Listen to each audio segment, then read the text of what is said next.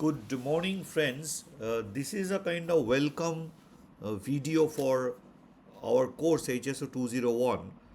Though it is precisely this course is meant for IIT Kanpur students who have enrolled in this course, but some videos I'll put in my YouTube so that because in these videos I'll tell something which are additional matters, not exactly taught in the class, but some addendums to the course. So maybe people outside can also benefit from it. So I will like to say that if you do not mind, I have put this thing on the YouTube, hoping that your brethren and colleagues or your student friends outside the IIT campus can also listen to this if they want. It is about probability, but now from the viewpoint of a great physicist, not only a great physicist, but the physicist Richard Feynman. So Richard Feynman, apart from his Surely You Are Joking, Mr. Feynman, is also famous for this series of lectures, the Feynman Lectures on Physics. There are three such volumes, and of course I have the whole set. Now, in the first volume, this is volume 1, is written mainly mechanics, radiation, and heat, right? In this volume 1, uh, she in chapter 6, there is a chapter called probability. So, what I do today is to read the first small section, the first section, titled Chance and Likelihood from his chapter 6, Probability. So, I show you here. So, you can see very well chapter 6, Probability, Chance and Likelihood. So, I want to read to you because you have already done 2 classes in probability in HSO 201, and possibly you have some idea of uh, what probability is. We have developed a kind of intuition. There is no other way but to develop an intuition. Just going by certain formulas given to you, that's not where the fun is. The fun is where you develop the intuition. So so he starts with a quote on the top of the chapter. There is a quote: "The true logic of this world is in the calculus of probabilities." So that's by James Clerk Maxwell. James Clerk Maxwell is obviously, if you have read, if you are from engineering or physics or mathematics or in the sciences, you should know the name of James Clerk Maxwell for his famous Maxwell's equation of electromagnetism. So the four famous equations. So now let's start reading it. I understand reading could be a very boring thing, it's very less engaging, but I'll try to explain what he tries to say. So, chance and likelihood. Chance is a word which is in common use in everyday living. The radio reports speaking of tomorrow's weather and may say there is a 60% chance of rain. We have already discussed this rain business in the class. You might say there is a small chance that I shall live to be 100 years old. Scientists also use the word chance. A seismologist may be interested in the question: what is the chance that there will be an earthquake of a certain size in Southern California next year? You have to understand he mentioned Southern California because he was in Caltech. A physicist might ask the question: what is the chance that a particular Geiger counter will register 20 counts in the next 10 seconds? A politician or a statesman might be interested in the question: what will be the chance that there will be a nuclear war within the next 10 years? You may be interested in the chance that you learn something in this chapter. Feynman kept his humor alive a bit as he went on, actually. By chance, by the word chance, we mean something like a guess. Why do we make guesses? Of course.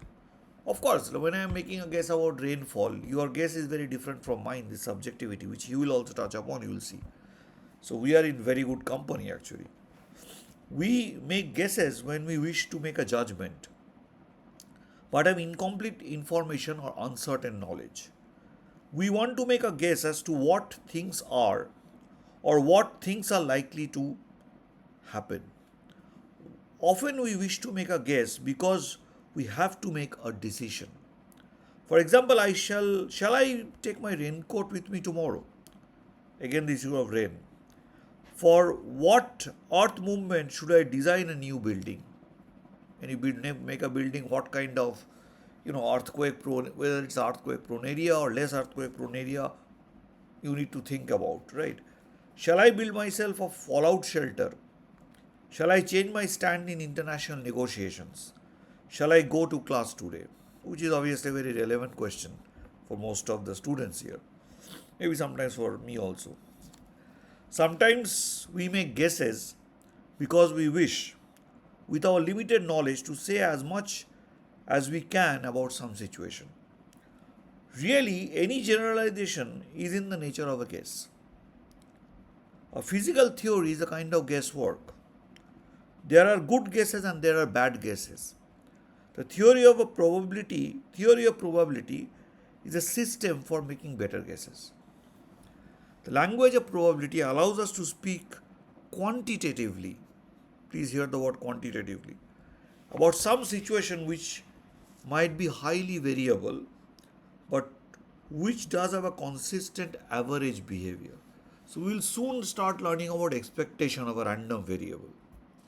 Of course, this random variable business we'll have a discussion in through this YouTube channel, but so the whole thing is that a variable situation, but on the average there is a consistent behavior.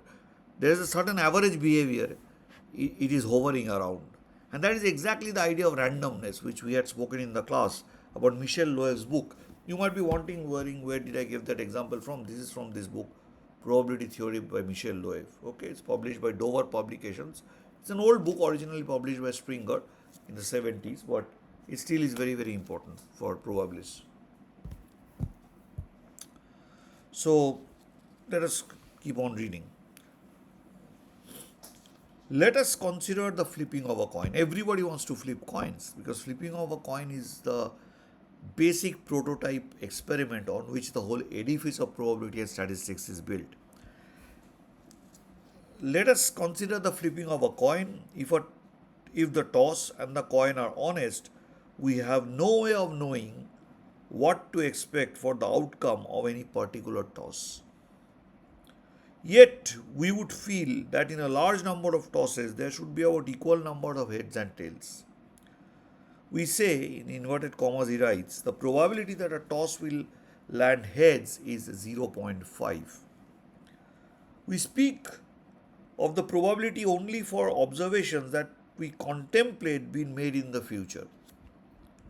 Means there will be certain observations, some experiment will happen, I don't know what the observations will be. So I am trying to guess which is more likely. So these are certain vague things you always use when chance is related to certain things. By the probability of a particular outcome of an observation, we mean our estimate for the most likely fraction of a number of repeated observations that will yield that particular outcome. So these repeated observations, so he is essentially talking about the frequency approach which we have experimented in the class. So that's the kind of interesting thing that unless you really to determine the probability of, say, for a particular coin, what should be the probability that head would appear, that has to be determined that by that frequency method, because you cannot arbitrarily say for every coin. That is why in every state, every problem, when we want to use that the probability of a head appearing or a tail appearing is half, they are equal, then we are essentially assuming fair coin every time. We want to do it because we have no other choice, right? So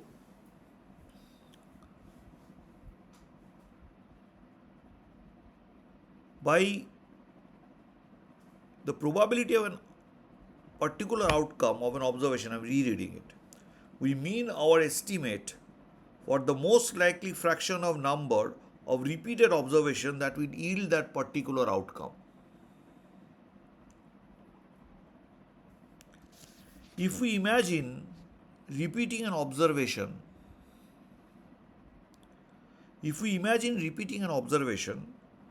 such as looking at a freshly tossed coin n times and we will call that NA our estimate of the most likely number of our observations. We will give some specified result A, say the results head. Then by PA, or the probability of observing that event A, we mean NA by N. That it is a fraction. So probability is a fraction when you make repeated experiments. So another book of probability that I want to show you, where it's filled with these kind of ideas, these experiments, is called Probability Tales, written by Greenstein, Peterson, and Laurie Smell, all are famous probabilists and statisticians.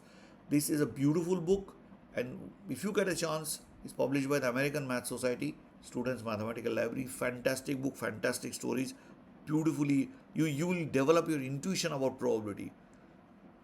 Statistics is a story about how to handle data using probabilistic techniques, about accepting the role of chance in the appearance of those data.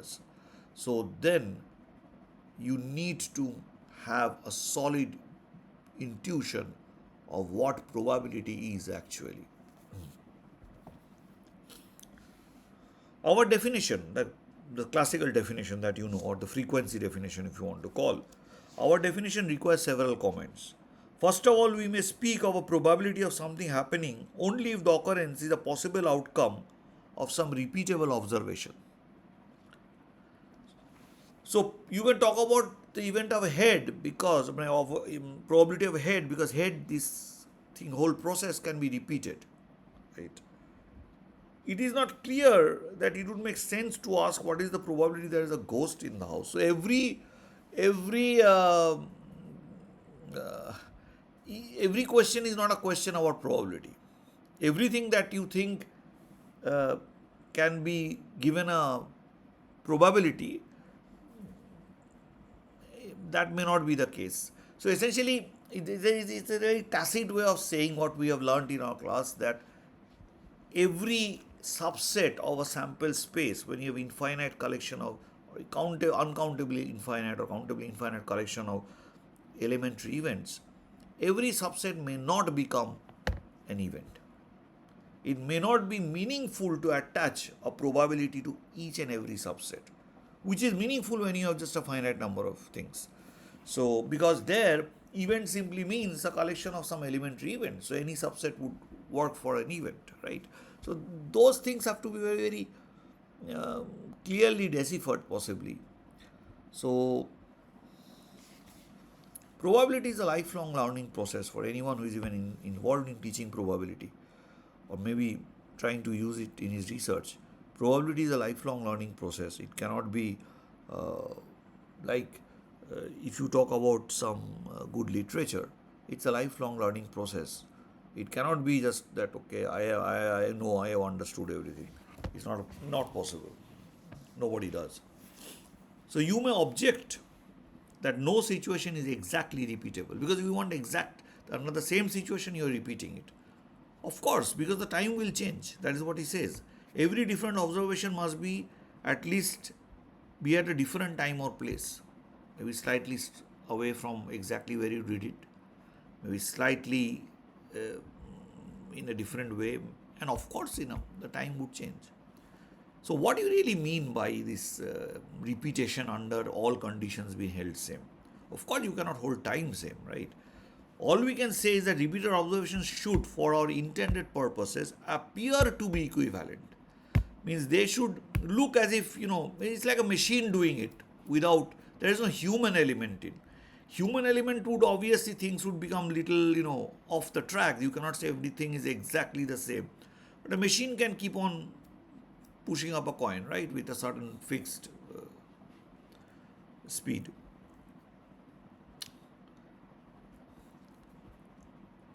All we can say is that that repeated observations should, for our intended purposes, I am reading it for the second time because this is important, appear in italics to be equivalent.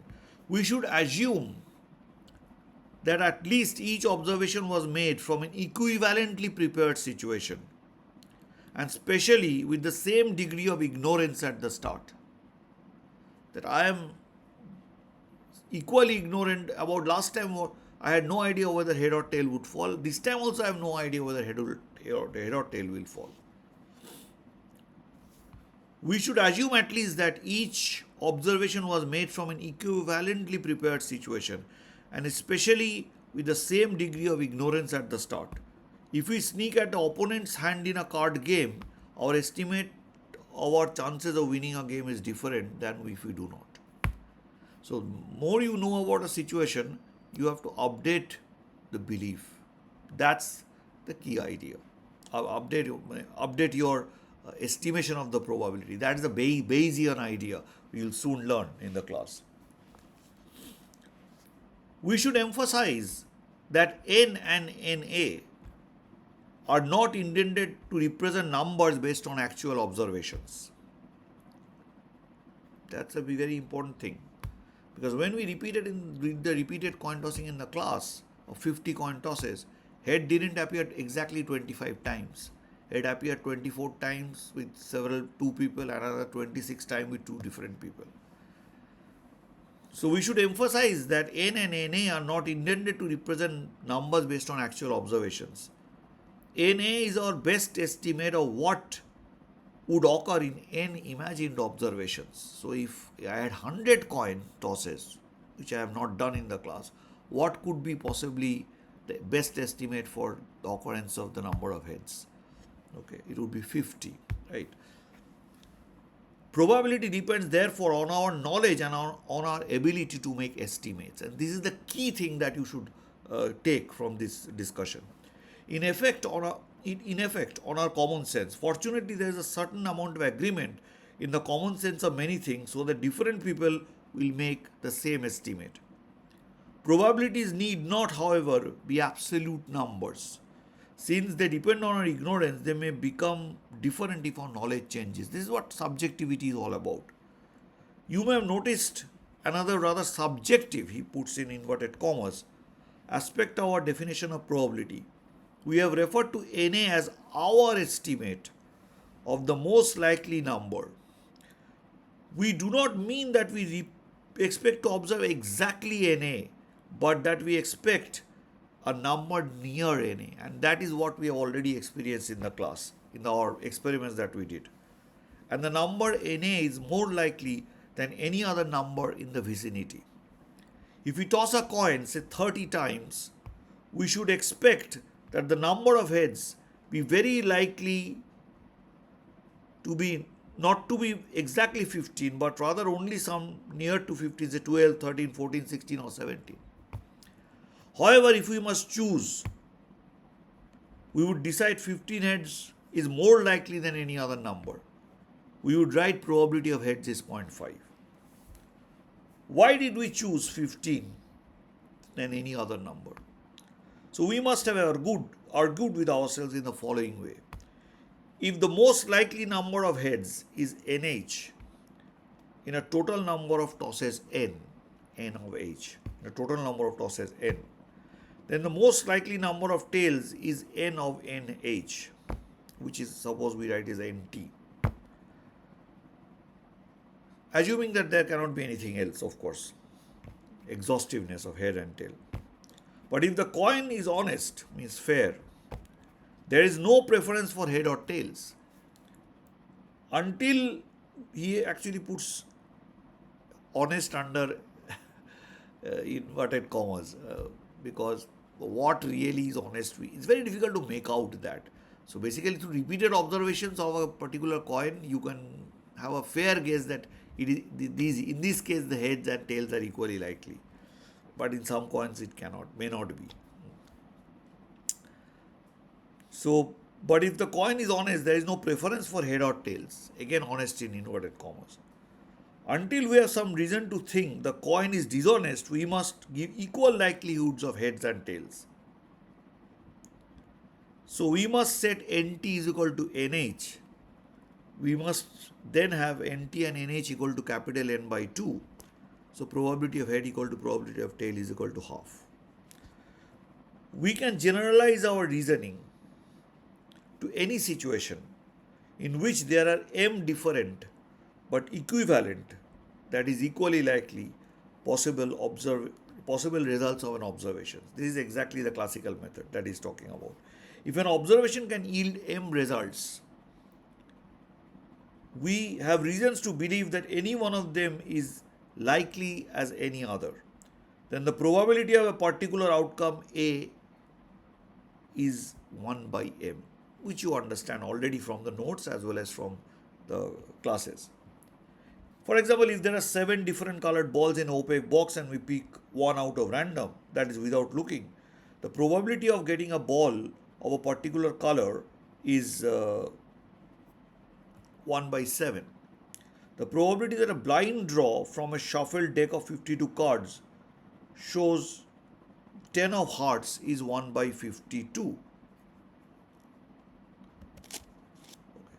So, the probability of a blind draw from a shuffled deck of 52 cards shows 10 of hearts is 1 by 52. The probability of throwing the double 1 means double 1, 1, 1 on both is 1 by 36. Because out of the 36 possibilities, 6 into 6 possibilities. You know this very well, most of you know it. So, with this, I would end our discussion and hope after these repeated discussions, we have developed some intuition about probability. And also the viewers who are seeing from outside, you can obviously put your questions in the comments. Thank you very much. Have a nice Sunday.